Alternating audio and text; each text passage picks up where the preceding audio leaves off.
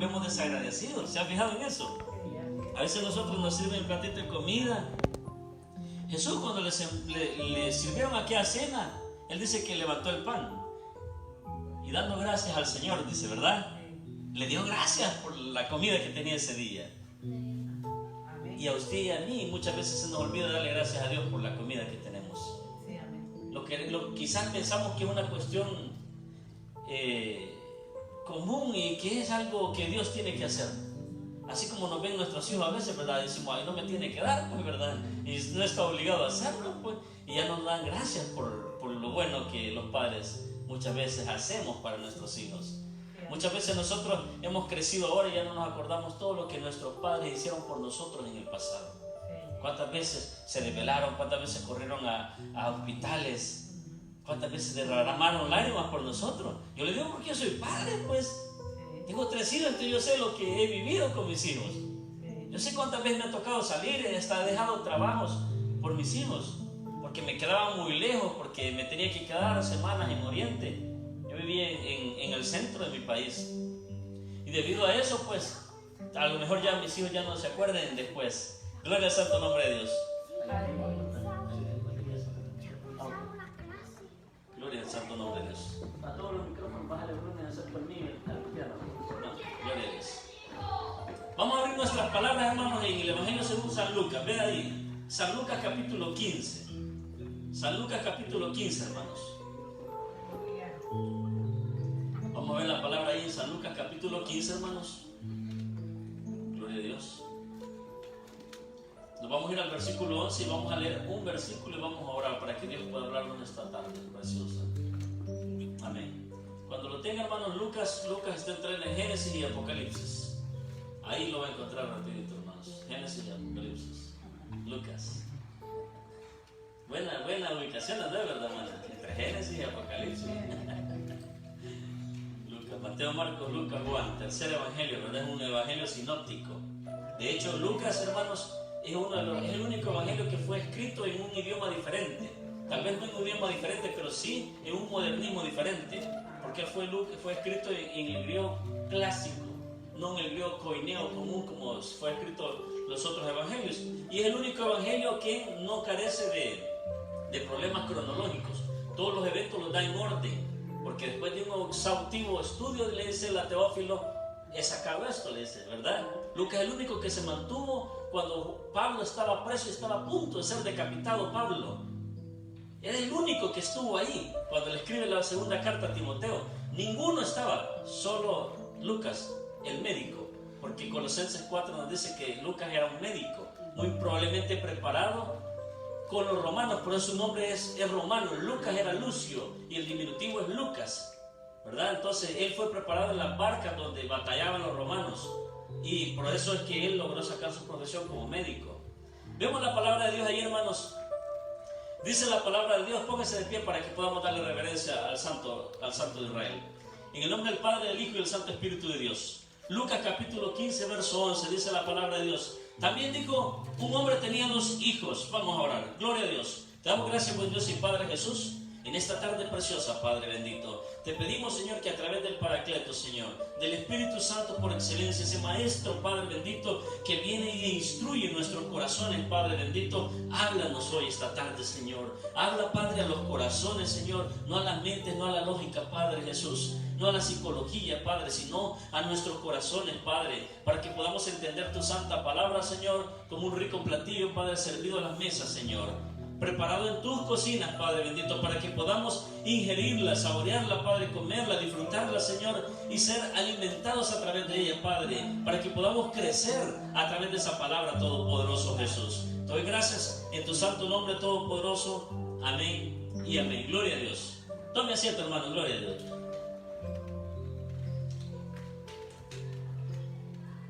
Quince, 11, ¿verdad? Estamos en Lucas. Esta es una parábola, hermanos, del hijo pródigo. Se conoce generalmente, ¿verdad? Nosotros hemos escuchado mucho del hijo pródigo, pero quizás en algunas ocasiones no ponemos como que atención en lo que Dios nos quiere decir a través de sus parábolas. Las parábolas, como hemos dicho, eran lenguajes figurativos con los que Jesús exponía algo a fin de llevar un misterio para el pueblo. Entonces la palabra de Dios dice ahí, mire, también un hombre tenía 2 hijos. Y el menor de ellos dijo a su padre: Padre, dame la parte de los bienes que me corresponden. Y le repartió los bienes, dice. Eso hizo él. No muchos días después, dice, juntándolo todo, el hijo menor se fue lejos a una provincia apartada y allí desperdició sus bienes, viviendo perdidamente. Ahí comenzamos nosotros. Primero, la parábola, a grosso modo, hermanos, nos muestra a nosotros un padre, que en este caso representa a Dios, pero también nos muestra a 2 hijos, como parte de una iglesia, como parte de grey o de congregación de una iglesia. ¿Qué significa muchas veces esto, hermanos? Que nos muestra 2 tipos de caracteres, 2 tipos de hijos, ¿verdad? Nosotros tenemos, por ejemplo, yo tengo 3 hijos y los 3 tienen caracteres diferentes, los 3 tienen características diferentes. Y de hecho yo le doy gracias a Dios porque sean diferentes, ¿verdad? Porque qué feo que fueran igualitos, ¿verdad? Yo de hecho cuando estaban pequeñas mis niñas o mi hijo, nunca los vestí igual, fíjense, nunca que les comprara el mismo vestidito a una a la otra, porque yo quería que cada quien tuviera su propia personalidad, que no fueran copia de nadie, ¿verdad? Y de hecho Dios así nos hace, a nosotros nos hace auténticos. Por eso nuestro logo allá afuera dice: somos una iglesia auténtica. Ese es nuestro logo como iglesia, porque nosotros no queremos ser copia de nadie. ¿Entiendes? No, porque lo hace este YouTube, lo hace este famoso, yo lo voy a hacer. Dios tiene su propio ministerio para nosotros. Dios tiene su propio maná para cada pueblo. Tampoco andamos copiando los mensajes del otro y cómo, ¿verdad? Sacándolos de YouTube, sacándolos de aquí, escritos de una... No, porque entonces no es maná. Y el maná todos los días se arruinaba. Todos los días caía y se arruinaba. Solo el fin de semana duraba por el sabbat, por el día del Señor. Pero de ahí todo el que caía el lunes ya no lo podía comer el martes. Ya sabe usted eso, ¿verdad? Se arruinaba. Porque Dios exigía que el maná todos los días debía de ser nuevo. Porque la palabra de Dios todas las veces tiene que ser nueva para nosotros. Eso es lo que Dios quiere para nuestras vidas, para que nosotros satisfagamos nuestras necesidades en el Señor y para que Dios nos pueda hablar. Entonces dice que aquí que este varón, que él tenía 2 hijos, dice, y los 2 eran de caracteres diferentes, ¿verdad? Pero tenemos un solo padre. Fíjense, es decir, vemos un solo carácter en el padre y un mismo carácter del padre para los 2 hijos, ¿verdad? ¿Qué es lo que cambiaban los hijos? Y dice allí, en el verso 12 dice: y el menor de ellos le dijo a su padre: Padre, dame la parte de los bienes que me corresponde. Y le repartió sus bienes, dice. Primero nosotros vemos que según la ley o según la historia, el primogénito era el que tenía más peso en la ley. El primogénito de hecho tenía 2 partes del bien más que los demás. Es decir, si habían 5 hijos, el bien se dividía entre 6 y 2 partes eran del primogénito. Así era la ley. Si habían 10, el bien se dividía en 10 y 2 partes le pertenecían al primogénito. Las otras 8 se las dividían entre los otros 9 hijos. ¿Sí me hay que entender, verdad? Los porcentajes. Así se manejaba. Este hijo menor es el que menos le correspondía decirle al papá: Padre, dame los bienes que me corresponden y me voy. Primero, hermano, porque el padre todavía no había muerto, o sea, todavía no había podido haber una herencia, ¿verdad? Porque la herencia es cuando los padres mueren, ¿verdad? Y cuando el padre está vivo hay una sucesión, pero no es herencia porque el padre todavía vive, hay sucesiones. Pero a él todavía no le correspondía. Llegaron del papá y decía: Padre, dame la parte que me corresponde y me voy, ¿verdad? Muy probablemente el padre podía decirle: ¿a qué parte te refieres, hijo? ¿A cuál parte te refieres que te corresponde, verdad? Si ahorita no te puedo repartir nada. Era una respuesta de parte del padre, ¿verdad? Y dice la palabra de Dios en el 12 dice: dame la parte de los bienes que me corresponde. Y dice: y le repartió los bienes. Verso 13. No muchos días después, vea cómo nos lleva en el tiempo el evangelista. Juntándolo todo, da a entender que había una gran cantidad. Juntándolo todo, el hijo menor se fue. ¿A dónde se fue, hermanos? Se fue lejos. Fíjense, miren cómo optaba este hijo. Se fue lejos a una provincia apartada y allí desperdició, no invirtió, no gastó incluso, sino que dice que desperdició sus bienes, viviendo ¿cómo? Perdidamente. Fíjense, lo primero que sucede, hermanos, es que cuando nosotros queremos alejarnos del Padre, queremos alejarnos de Dios, lo primero que nace en ese alejamiento, hermanos, es el pecado. Es así.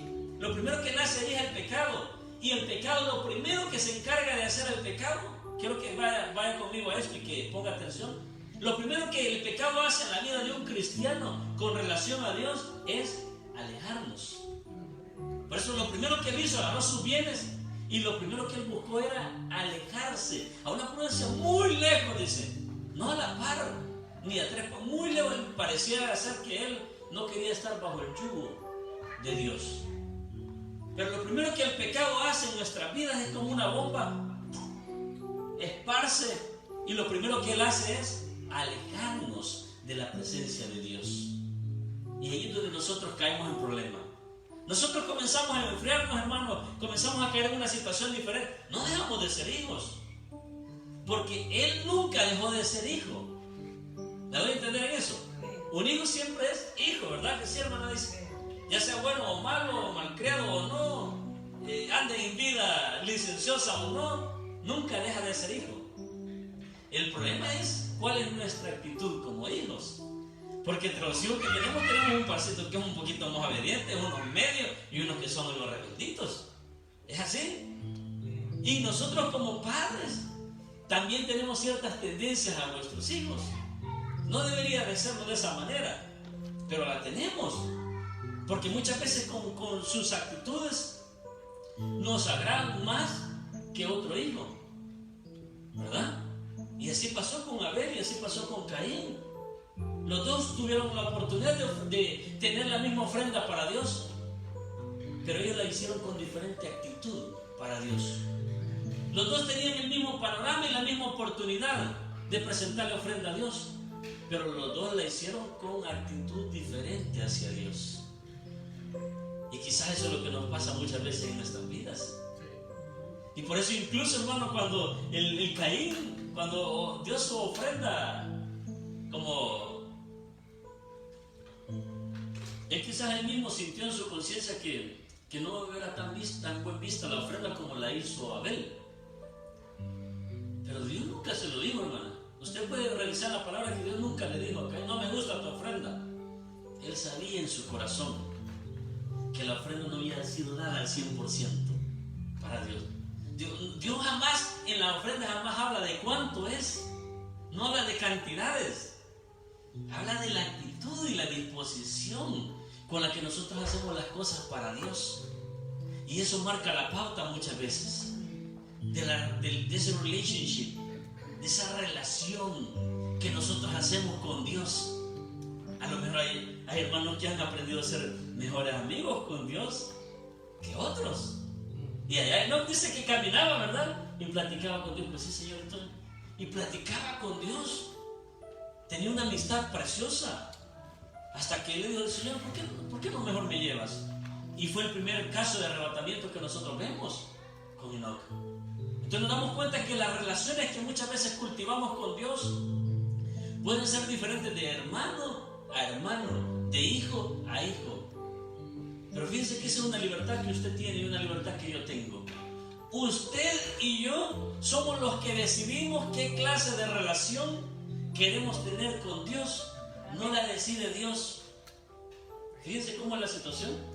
Usted tiene el libre albedrío, usted tiene la decisión en su vida. Si usted quiere servirle a Dios y si usted quiere comprometerse con Dios o no hacerlo. Dios nunca va a venir a obligarlo. Nunca. Dios nunca va a venir a usted a poseerlo. Nunca. El que posee es el diablo. Que Jehová Dios lo reprenda. Ese sí posee, no anda pidiendo permiso.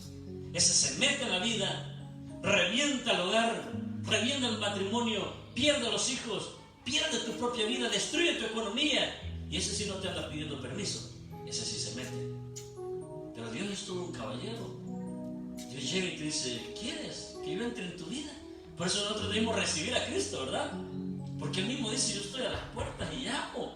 Y si alguien abre, si alguien oye, ese es el primer paso. El segundo paso es open the door, right? Si alguien abre la puerta, entonces, solo y entonces, un conditional, solo entonces yo entraré y cenaré con él. Pero si usted no abre la puerta, usted oyó, pero no abrió. Ya ha sucedido casos. Nosotros pueda que oigamos, pero no abrimos. Entonces el milagro de Dios no se da en nuestras vidas. Pero no dependía de Dios, hermanos. Depende de usted y de mí que las cosas sucedan. Y por eso muchas veces tenemos que cargar cruces que las llevamos ya tiempo por tiempo y las seguimos cargando porque usted y yo no hemos decidido que Dios haga ese cambio en nuestras vidas. Es la decisión nuestra de hacerlo o no hacerlo. Y vemos aquí en el versículo, hermanos, 14, que le dijo, cuando todo lo hubo malgastado, él se fue lejos. Dice, lo primero que el pecado hace entonces es alejarnos. ¿Por qué nos aleja el pecado, hermano Robles? Porque muchas veces cuando el pecado viene, decíamos la vez anterior, lo primero que el pecado hace es que nos avergüenza. Y cuando nosotros nos sentimos avergonzados, nos comenzamos a alejar, como lo hizo Adán y Eva, ¿verdad?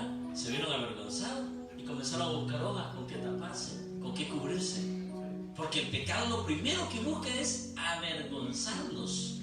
Por eso el buen consejo que nosotros siempre damos es, mire, jamás, si usted está en Cristo Jesús y si usted le ha pedido perdón a Dios y si usted se ha reconciliado con Dios, jamás deje que su pasado lo avergüence de nuevo. Jamás. Porque el diablo, que Dios lo reprenda, muchas veces quiere tener el pasado de nosotros como una pesada bola, como un ancla, y que vamos y no nos permite movernos porque nos tiene anclado al pasado. Y decimos, no, es que en el pasado, no, es que yo me recuerdo. Sí, está bien que te recuerdes, pero no tiene por qué anclarte tu pasado, porque el pasado es pasado, ¿verdad, hermana Visita? Y no podemos hacer nada por el pasado, nada. Aunque quisiéramos, nosotros hay veces que yo digo, yo quisiera regresar en aquella ocasión que me equivoqué, que fallé, ¿verdad? Y quisiera cambiar la situación, pero no puedo, no está dentro de mis facultades hacerlo. Yo no puedo hacer nada por mi pasado. Si me equivoqué, me equivoqué. Porque a veces es preferible equivocarse que no hacer nada. A veces por no equivocarnos no hacemos nada. Y también es un problema eso, es una omisión. Nos damos cuenta, hermanos, que lo primero que el pecado hace es alejarnos. Y eso dijo con el hijo pródigo. Lo alejó de su padre. ¿Qué pasa cuando usted está lejos de Dios? El enemigo cobra más fuerza. El sol a usted le llega menos y usted va a sufrir más frío. La voz se va a escuchar menos del auxilio porque usted está más lejos del Padre. Pero el Padre seguía allí en su trono, el alfa y el omega, y sigue allí en su trono porque es inamovible. Entonces Él sigue allí en su trono. ¿Quién se aleja? Somos nosotros los que nos alejamos del Padre. Y es el pecado el que sigue metiendo, y muchas veces entró el pecado y nos alejó. Y entra otro pecado y nos separa, otro, y nos vamos separando de Dios, separando y separando. Cuando venimos a ver, estamos fuera de la vista de Él. Yo a mis hijos me gusta siempre tenerlos a la vista, ¿verdad? Por ejemplo, Jeremy tiene 6 años y medio, a mí me gusta tenerlo a la vista, yo quiero saber dónde está él siempre, ¿sí? A mi hija Abby de 11 años, a mí me gusta tenerla a la vista siempre, ahí donde yo la pueda observar, para poder actuar, ¿sí? A Sophie, que tiene 15 años, que ya es mayorcita, pero todavía es una niña todavía, me gusta tenerla a la vista siempre, ¿sí? Nunca descuidarla. Yo sé cuándo la voy a soltar, porque va a haber un día donde le voy a soltar la pitita, ¿verdad? Pero no es el momento, no es el momento. Entonces siempre me gusta, entonces Dios a usted y a mí nos gusta tenernos siempre a la vista para podernos auxiliar. Pero muchas veces nosotros nos alejamos más y más. Y dice en verso 14, y cuando todo lo hubo mal gastado, no lo invirtió ni lo bien gastó, lo mal gastó. Porque muchas veces cuando no nos cuestan las cosas, hermana, lo malgastamos, ¿verdad que es cierto, hermano? No es lo mismo aquello que nos ha costado a nosotros. Y dice el versículo 14, cuando todo lo hubo malgastado, vino una gran hambre en aquella provincia y comenzó a faltarle, pero comenzó a faltarle a él. Fíjese, ahí puede ver usted que los de la provincia no. Dice que comenzó a faltarle a él. Verso 15 dice, y fue obligado, quiere decir, y fue obligado y se arrimó a uno de los ciudadanos de aquella tierra, es decir, de la misma tierra, la misma provincia donde había hambruna. De ahí mismo fue él y se arrimó a un ciudadano de ahí. Pero el ciudadano no estaba en hambruna. Él es el que estaba en hambruna, porque Dios estaba tratando con él. Muchas veces Dios nos hace pasar por situaciones de hambruna, incluso, hermano, porque está tratando con nosotros. Y nos jala la pita, porque a veces no hay otra manera. Siempre le hacemos pozos a Dios. ¿Qué hacían los egipcios cuando Dios les mandaba la plaga y Dios convierte el mar en sangre? Como no había donde tomar, comenzaron a hacer pozos a la orilla de las playas. Y esa agua ya salía filtrada y ahí tomaban. Entonces decidieron hacerle la guerra a Dios. ¿Verdad que es cierto? Y así nos ponemos nosotros muchas veces con nuestro caprichito. Decidimos hacerle la guerra a Dios. En lugar de someternos, decidimos estirar los escasos recursos hasta que la pita truene, decimos nosotros. Hasta que reviente voy a aguantar. Y no nos damos cuenta que Dios está tratando contigo.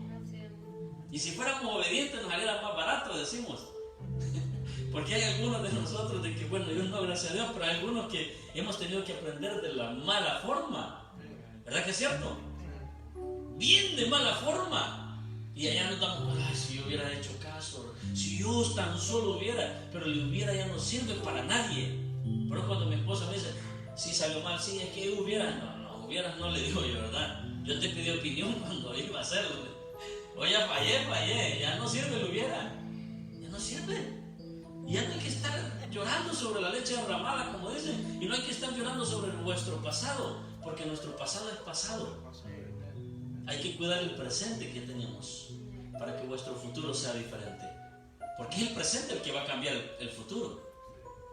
Pero nuestro pasado no puede hacer nada, hermanos. Entonces dice la palabra en el verso 15, y fue y se arrimó a uno de los ciudadanos de aquella tierra, el cual, dice, le envió a su hacienda para que apacentase. ¿Qué iba a apacentar él?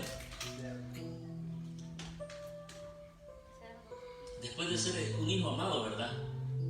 Después de ser un hijo que tenía posesiones, después de ser un hijo que lo tenía todo, hermanos, hoy se ve en una situación bien denigrante. ¿Por qué? Porque él era judío, y para los judíos hasta el día de hoy es inmundo el cerdo, y los cerdos eran inmundos. Por eso los demonios fueron lanzados al hato de cerdos hasta el día de hoy, y vemos que él fue nada más y nada menos que apacentar cerdos. Imagínense. O sea, una situación bien denigrante que pasó el hombre. ¿Por qué? Por la desobediencia. Como decía, ¿por qué razón, hermanos, si la Biblia aquí nos muestra que el padre era bueno, que Dios era bueno con los dos hijos? ¿Por qué razón entonces un hijo va a tomar la decisión de irse de casa si el padre es bueno? ¿Por qué razón podría ser, hermana Dina? Si el padre es bueno, ¿por qué razón voy a decidir yo irme de casa? Yo una vez decidí irme de casa, a 15 años. Mi papá no me dijo que no. Déjeme para afuera, ¿verdad? A trabajar a los 15 años.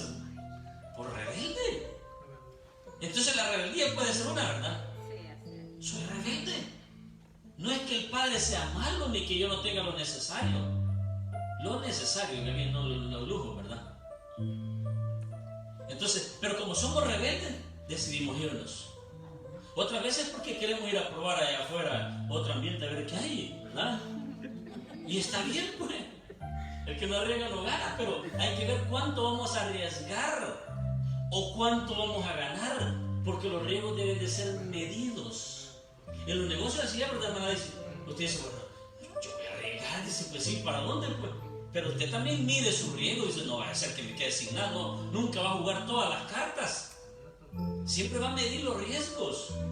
Y así hacen los inversionistas, miden sus riesgos. No es que no se arriesguen, sino que miden los riesgos. Pero muchas veces nosotros, como este varón que nos muestra aquí la palabra, no midió el riesgo y decidió ir a probar, dice, pidió sus bienes y se alejó del Padre, se alejó del consejo del Padre, se alejó de la vista del Padre, se alejó de las reglas del Padre. Porque yo cuando ya me fui de la casa, hermanos, yo me acuerdo que yo dije, no, esto va a ser fácil. Dije, ¿cuál fácil? Me di cuenta que la libertad tenía un precio, y tenía un precio bien alto, porque me tocaba que pagar las cosas a mí, ¿verdad que es cierto? Entonces me di cuenta que no era tan fácil como yo pensaba. Pero este varón, a diferencia de muchos, decidió volver. ¿Por qué, hermanos? Usted se puede ir de casa si su padre es bueno. También, hermanos, porque usted puede pensar que usted tiene la libertad de irse. Usted está en casa con todas las comodidades y con todo. Pero también usted tiene una libertad, que es irse. Es decir, hermana, usted está en casa, pero usted no está amarrado por su padre. Cuando usted decide, usted puede irse. ¿Sí me doy a entender? Existe la libertad. Y también existe la libertad de volver. ¿Es cierto?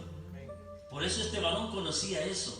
Él sabía que él se podía ir, pero también se dio cuenta que había una oportunidad de volver. Había libertad de volver. Y esa es la razón por la que nosotros los cristianos, o los cristinos decimos cuando somos bien cristianos. Porque nosotros muchas veces hacemos, como dicen por ahí en el lenguaje coloquial, hacemos chapupa de la misericordia de Dios, porque sabemos que podemos volver. Y sabemos que Dios nos va a perdonar y sabemos que Dios nos va a recibir, porque la palabra dice en su promesa que el que a mí viene yo no lo echo fuera, dice. Así dice la palabra. Nosotros sabemos, hermano, que no hay pecado tan grande como para que Dios nos rechace.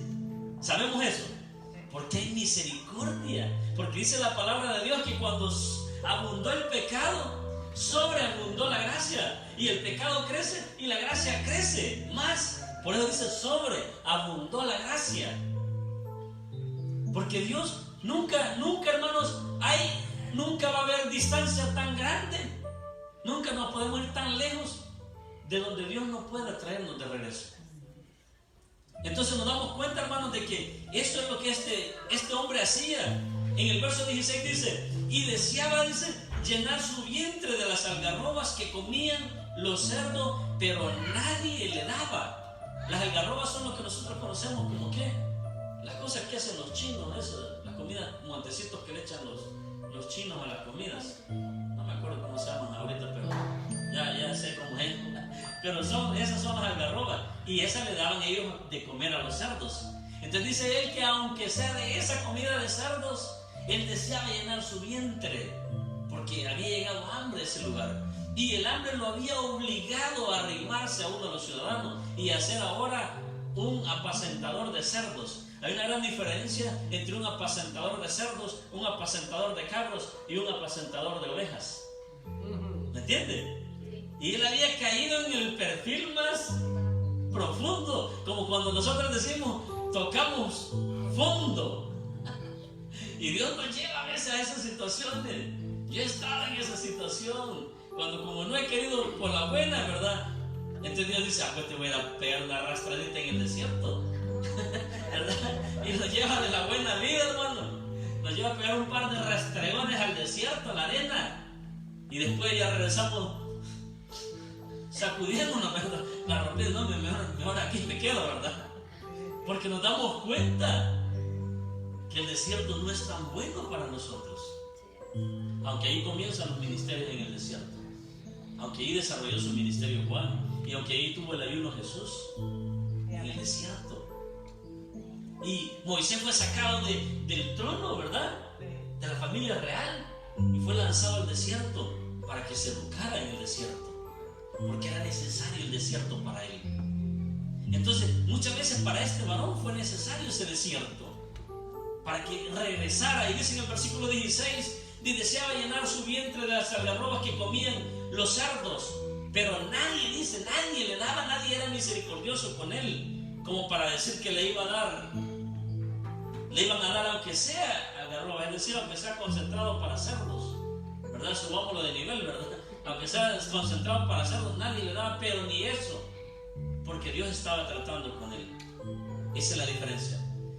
Dice en el versículo 17, volviendo, vean lo que dice ahí en el versículo 17. Y esa es la palabra clave en toda relación que nosotros manejamos. Y volviendo en sí dijo, ¿cuántos jornaleros en la casa de mi padre tienen abundancia de pan y yo aquí perezco de hambre?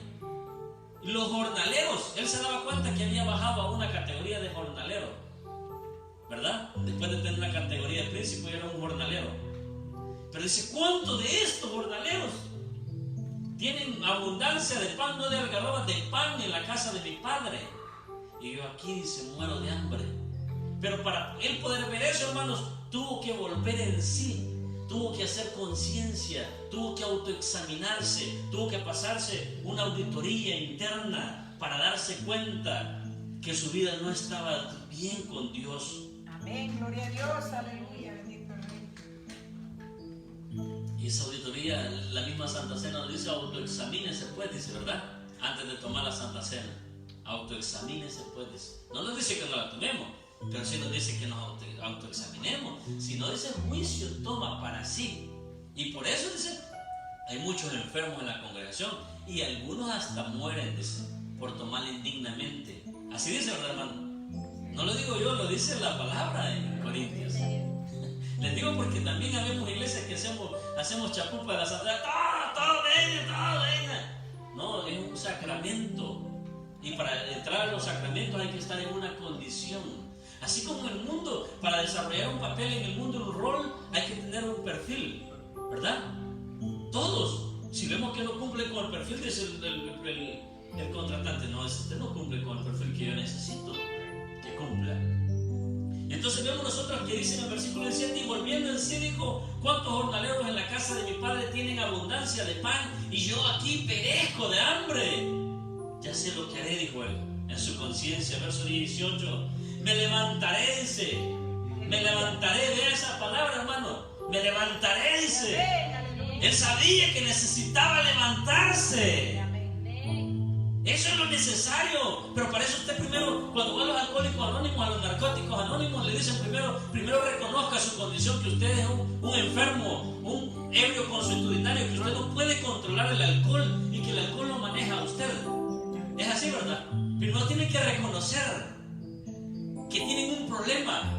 Y aquel que es agresivo primero tiene que reconocer que tiene un problema, para que él pueda volver y comenzar a tomar el timoncito de su carácter.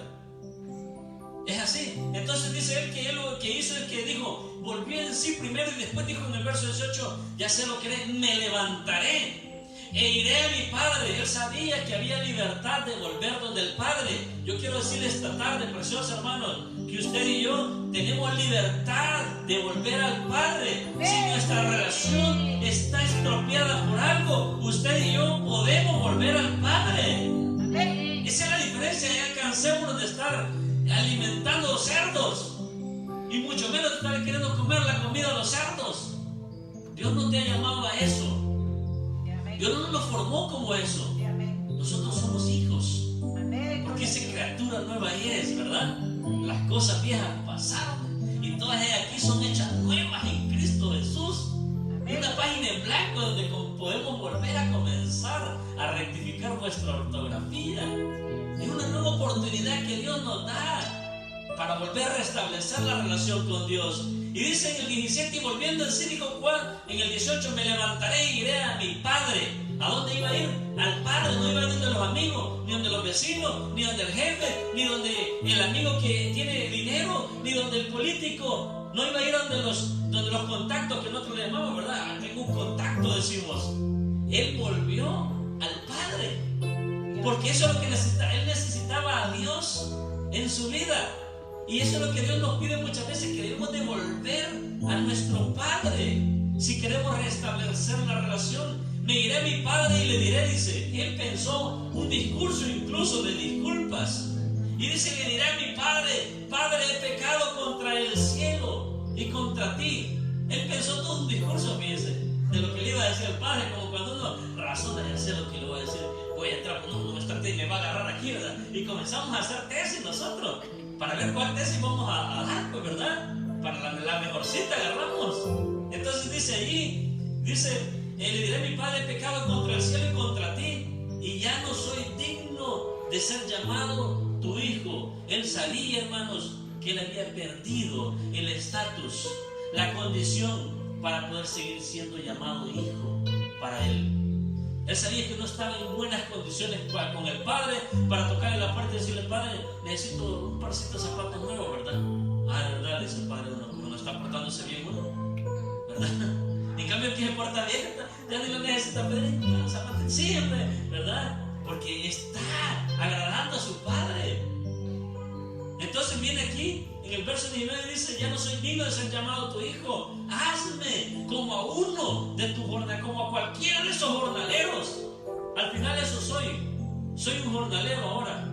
Estoy terminado, he tocado fondo, estoy sin nada, vengo harapiento, no tengo nada más. Entonces, ¿qué pierdo? Verso 20 dice: y levantándose vino a su padre, y cuando aún estaba, ¿dónde estaba él? Cuando aún estaba lejos, dice. Vea, cuando el hijo aún venía lejos, hermano. Yo me imagino un padre, hermano. Bueno, yo creo que así ha de ser, ¿verdad? Los padres, creo yo, que siempre vamos a estar esperando a nuestros hijos, ¿verdad? Y había un padre, hermano, viendo por las ventanitas, mire, por las persianas, abriéndolas, a ver cuándo su hijo se asomaba por ese camino. Y en una de esas que el padre asomó, vio desde lejos, dice, a su hijo. Desde lejos. No esperó que llegara ahí, que tocara la puerta. Desde lejos estaba pendiente viendo a sus hijos. Y así es Dios con usted y conmigo. Aunque nosotros andemos por allá lejos haciendo de nuestras marufiadas allá afuera, Dios siempre está pendiente de nosotros. Siempre. Y siempre lo estará, porque es nuestro Padre. Si un día nosotros decidimos decirle al Señor: yo te recibo como único y suficiente Salvador, pero yo sé que moriste, pero que resucitaste también, y me he bautizado, y yo sé que soy un hijo de Dios, con todas las de la ley, como decimos. Aleluya. Entonces sabemos que podemos volver al Padre. Pero el enemigo se nos atraviesa y nos dice: no, ya el Padre ya no te va a recibir, has sido demasiado pecador con él, indigno, tú te mereces los sardos. A eso has sido llamado. Eso nos dice el enemigo. ¿Sabes qué va a pasar? Nos dice: cuando llegues ante el Padre, ¿sabes qué va a pasar? Te está esperando con una enorme rienda y cincho, ¿verdad? En la puerta. Ajá, ya venía, ¿verdad? Era lo justo, ¿verdad? Sí nos recibían algunos ya cuando nosotros entrábamos ya en la tarde. Yo lo que hacía es que yo me iba y regresaba como a las 6 de la tarde, 6:30, cuando el sol ya caía, para que ya había olvidado todo a mi papá, ¿verdad? Y así decía: yo lo agarro fresquito, ¿verdad? Ya entraba tranquilo, pero si regresaba en media hora todavía lo hallaba algo encandilado y me iba a recetar. Hay de que mejor no volvía. Y yo he escuchado hermanos que me dicen: no, es que yo me congregué hace tiempo. Sí, era líder, hermano. Ah, no, yo ya sé lo que me estás leyendo, el versículo ya me lo puedo yo. Y es cierto, ya lo conocen. Y sí fueron líderes. Pero no hay gran diferencia entre el fui y ser. Y Dios no trata con tu fui, no trata con tu ayer. Dios quiere tu hoy, tu presente. Eso es lo que Dios está buscando en tu vida. Tu presente. ¿Cuál es esa relación que tú tienes con Dios hoy? Y dice en el versículo 20: y levantándose vino a su padre, y cuando aún estaba lejos, lo vio, dice, su padre. Vea, y fue, dice, movido. ¿A qué fue movido, hermanos? Fue movido a misericordia. Vea, el Padre no fue movido a justicia, sino que fue movido a misericordia. Generalmente lo que hay en estos casos es justicia, no misericordia. Pero Dios siempre nos muestra primero la misericordia y después la justicia. Por eso es que Él dice que es amor y que también es fuego consumidor. Pero primero es amor y después es fuego consumidor. Y nosotros como cristianos no estamos llamados a andar predicando sobre el fuego consumidor, porque a Dios le interesa primero que prediquemos sobre el amor, y después hay que ver a Él si hace justicia. Pero no somos nosotros los llamados a predicar sobre eso. Y entonces dice el 20 que Él fue movido a misericordia y corrió, dice, y se echó sobre su cuello y le besó. Así lo recibió, mire, en lugar del cincho, ¿verdad? En lugar del cinto con el que lo iba a castigar, dice que corrió, lo abrazó, le besó y lo recibió de esta manera. Y el hijo le dijo: Padre, he pecado contra el cielo y contra ti, y ya no soy digno de ser llamado tu hijo. Le dice en el verso 21, es decir, él sí le dijo aquel speech, ¿cómo se llama? Aquella cuestión que tenía preparada para decírselo. Pero la diferencia es que el padre no se lo escuchó, fíjese. Pues estaba tan feliz el padre de verlo que ni le entendió las disculpas. Solo estaba feliz que él haya regresado. Porque dice la palabra de Dios que cuando un alma se arrepiente y vuelve, hay fiesta en los cielos. Y aquel vallado de ángeles hacen fiesta en los cielos cuando un alma se arrepiente y viene a Dios. Vea, quizás no todos nos alegramos de que no todos hacemos fiesta, porque el hermano mayor de él no hizo fiesta. Ese se molestó, ¿verdad? Ese se enojó. ¿Y por qué recibo otra vez esto? Ese se enojó mucho. Quizás dentro de la misma iglesia nos molestamos cuando nuestros hermanos vienen a la iglesia de nuevo. Y cuando ya los vimos sirviendo otra vez, comienza a preguntar a la gente: ven, ¿y este por qué, verdad? ¿Y este qué?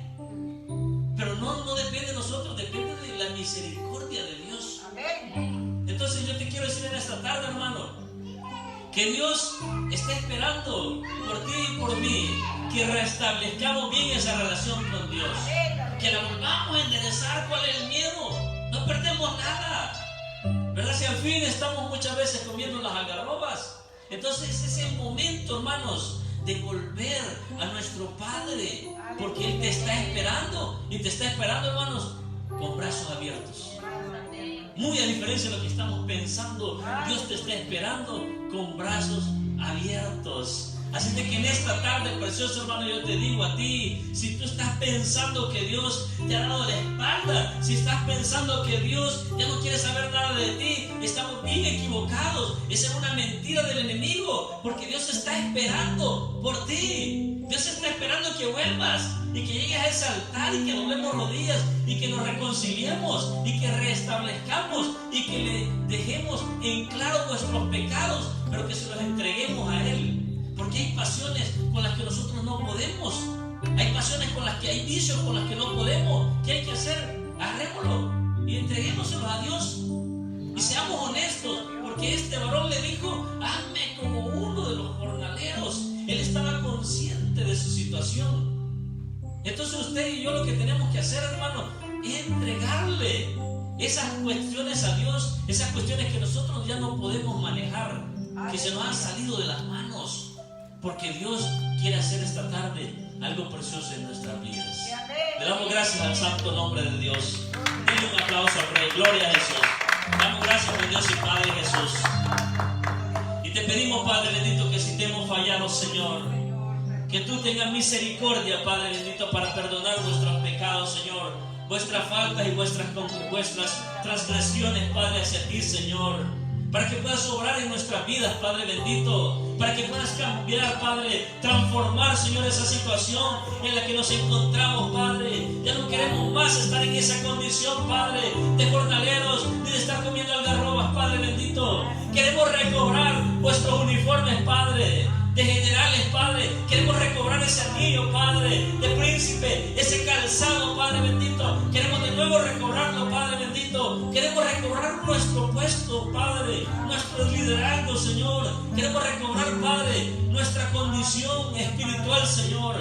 Hoy te pido en esta tarde, Señor, que si hay alguno aquí entre nosotros, Padre bendito, que siente que necesita un reconcilio, que siente que necesita recibir al Señor Jesús porque no se siente seguro de su salvación, hoy te pido, Padre, que hagas algo en ese corazón, Señor, y que le hagas un llamado, Padre, para que podamos orar, Padre, por esa relación, Señor, y para que se pueda restablecer, Padre, porque ya no hay tiempo, Señor. Este es el Kairos, Señor. Ese es el tiempo tuyo, Padre. Esta es la oportunidad, Padre bendito. Y es probable que esta sea la última oportunidad que tú nos estás dando, Señor. Así de que reconciliamos, Padre, contigo, Señor Jesús. Y yo le llamo a usted, hermano, y le pido, le pregunto, si usted siente que necesita reconciliarse con Dios, yo le pido que pase al altar para que nos permita orar por usted, para que nos permita que todos oremos por usted y para que nos vayamos seguros que nosotros tenemos una buena relación con Dios. Yo le llamo a usted y le digo, hermano, si usted necesita reconciliarse con Dios, hágalo, no espere, no espere el último momento. Le damos gracias por Dios y Padre Jesús, por la vida de la hermana. Damos gracias, Señor Todopoderoso, por la vida de la hermana Gloria, Padre bendito. Jesús, yo no la conozco, Señor, pero tú la conoces, Padre, porque el nombre de ella, Señor, está inscrito en el libro de la vida eterna, Padre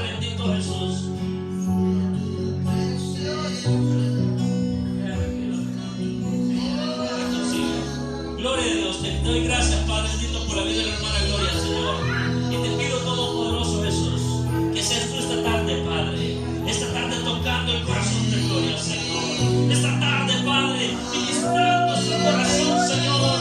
Reconciliando, Padre, esa relación personal con Dios, Señor Jesús. Poniendo esa corona de nuevo en su cabeza, Padre. Y diciendo, Gloria, tú eres princesa. No tienes por qué tocar el de Romas. Toca el corazón de Gloria, Padre. Restablece su vida, Señor. Restaura la paz en tu trono, Señor. Porque tú abres las puertas para todo aquel que te busca, Señor. Porque tu palabra dice, Señor, que el que a mí viene, yo lo echo fuera, Padre. Y no hay rencor, dice el Señor. Y no hay pasado, Gloria. Y no hay problema conmigo, dice el Señor. Tengo fiesta hoy mismo en los cielos. Por tu vida, dice el Señor Jesús. Oh, Padre bendito. Doy gracias por la vida de esta mujer, Señor. Por su familia, por su economía, por su trabajo, Señor. Por su futuro, Padre. Por sus proyectos, Padre bendito. Obra en la vida de esta mujer, Padre bendito. En tu santo nombre, Señor. Tú eres el eterno, Señor. Eres el eterno, Padre.